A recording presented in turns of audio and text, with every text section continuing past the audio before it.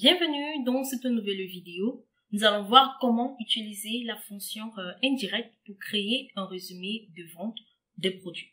Alors, on a tout simplement créé ce classeur, voilà, contient les ventes des voitures, camions et avions pour chaque continent.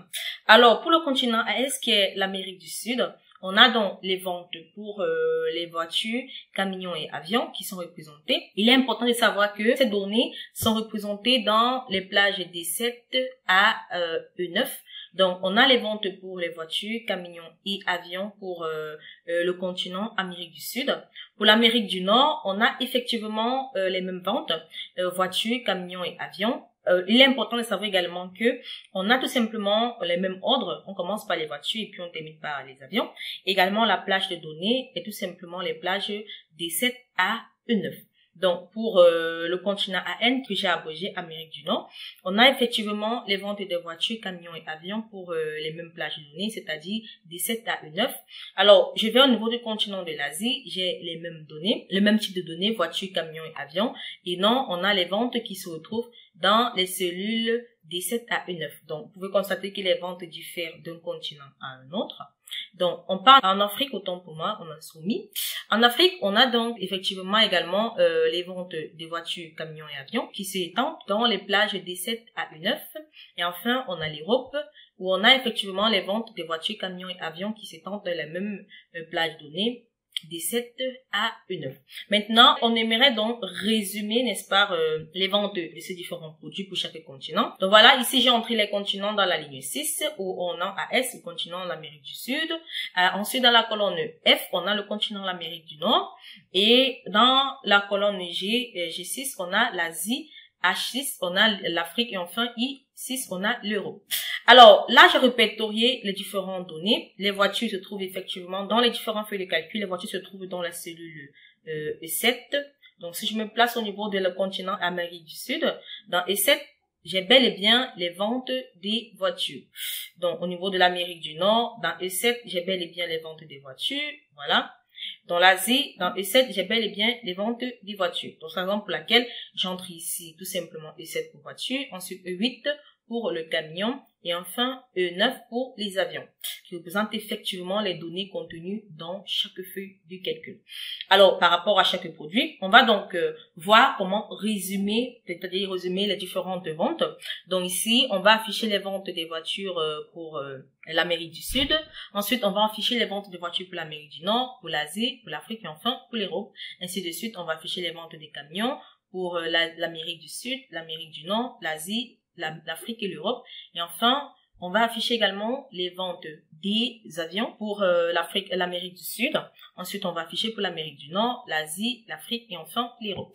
Alors, pour cela, chaque continent a ses propres feuilles de calcul, comme vous pouvez le constater. Maintenant, ce qu'on aimerait faire, c'est de savoir comment est-ce qu'on peut résumer toutes ces données dans une seule feuille de calcul que j'ai appelée résumé.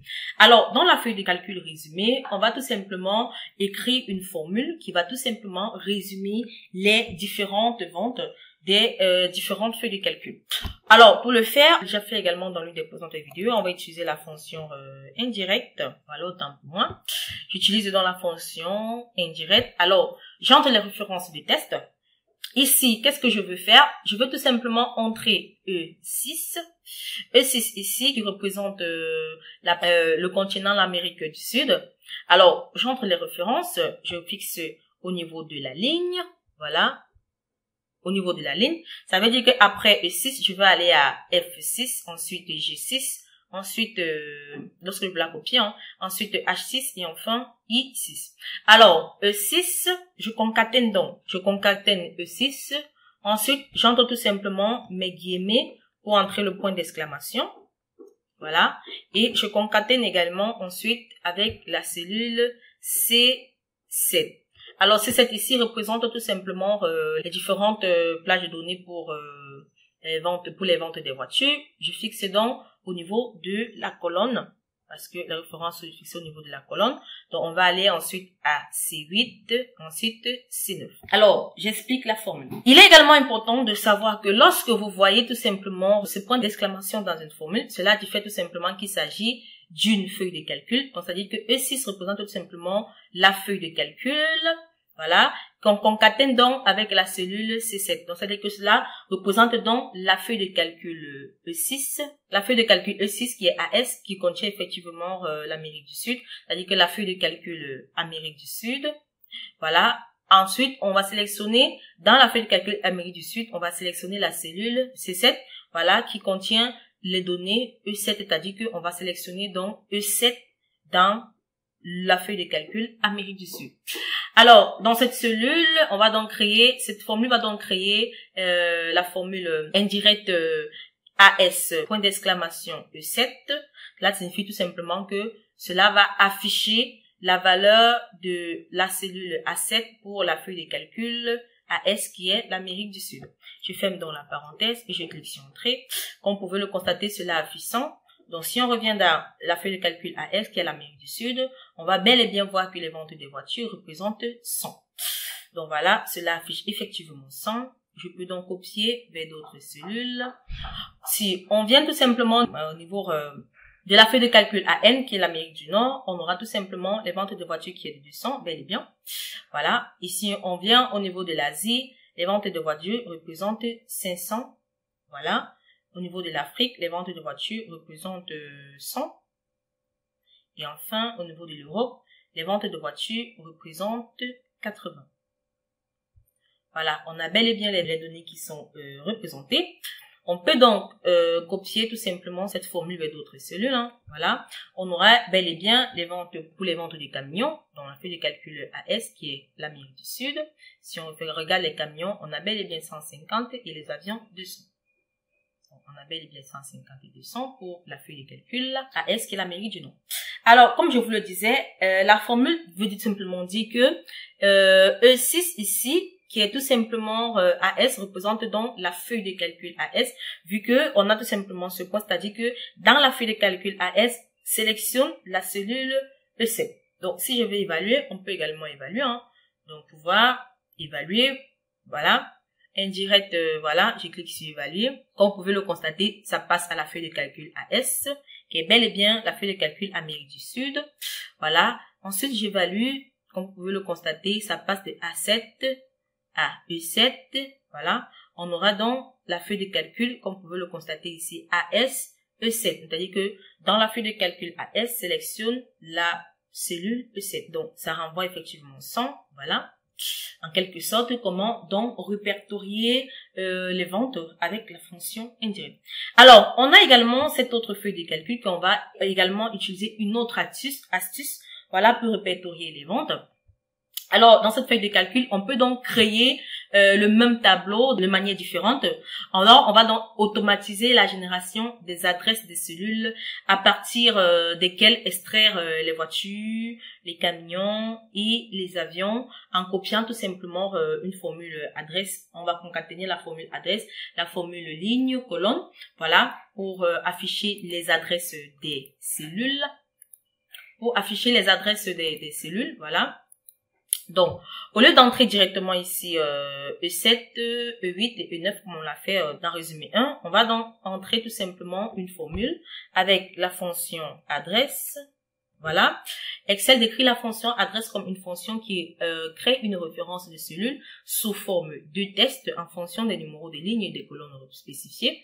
Donc, on aura donc l'adresse pour le numéro de ligne. On va entrer également la fonction ligne. Voilà, je fais mes parenthèses. Ensuite, j'entre le numéro d'index de colonne. On va entrer également la fonction colonne. Voilà, je fais mes parenthèses. Colonne, ensuite, on entre tout simplement plus 2.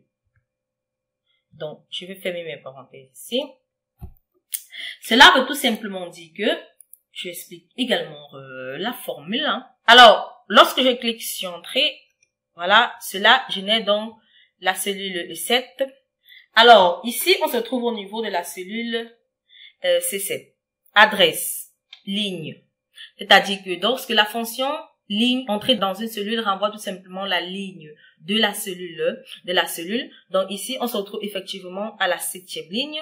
Et la fonction colonne, quant à elle, va entrer par lui-même entrer la colonne dans une cellule au retour. Le nombre courant dans ce cas, c'est tout simplement 3. Donc, on a effectivement E7, c'est-à-dire que j'entre la ligne. Je me trouve également ici à la ligne 7. Cela va entrer tout simplement 7 pour la ligne. On est d'accord?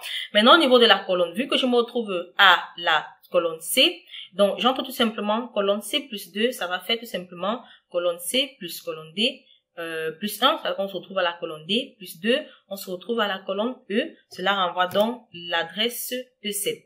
Donc, je peux donc copier les formules pour avoir E7, E8 et E9. Voilà, on se retrouve ici. Adresse, ligne, renvoie la ligne. On se retrouve à la 7e ligne. Et la colonne ici renvoie colonne plus 2, c'est-à-dire qu'on se retrouve ici à la colonne C. On aurait donc, on saute d'une colonne, on se retrouve à la colonne D. Si on saute également encore d'une colonne, on se retrouve à la colonne E. Donc, bel et bien E7. De même, ici, on aura donc E8 et E9. Maintenant, je peux donc entrer également la formule, hein, comme on l'a fait tout à l'heure. C'était juste pour entrer les références ici, en utilisant la fonction adresse. Voilà, j'entre également la formule ici, comme tout à l'heure. On a indirect. Voilà, on entre donc E6, où on va fixer effectivement la ligne, autant pour moi, pour le continent AS, Amérique du Nord. On va concaténer pour afficher, n'est-ce pas, notre point d'exclamation, pour montrer qu'il s'agit effectivement d'une cellule dans une colonne. On concatène également. Donc pour moi, pour afficher cellule C7, voilà, on va fixer plutôt la colonne. Colonne, voilà, on ferme la parenthèse et on clique sur Entrée. Je peux donc copier également les formules vers d'autres cellules. Et je descends pour afficher, voilà. Donc, on vient donc de résumer les ventes pour les différents continents avec la fonction indirect. J'espère donc que vous avez aimé la vidéo. Nous allons donc nous retrouver très prochainement dans une nouvelle vidéo.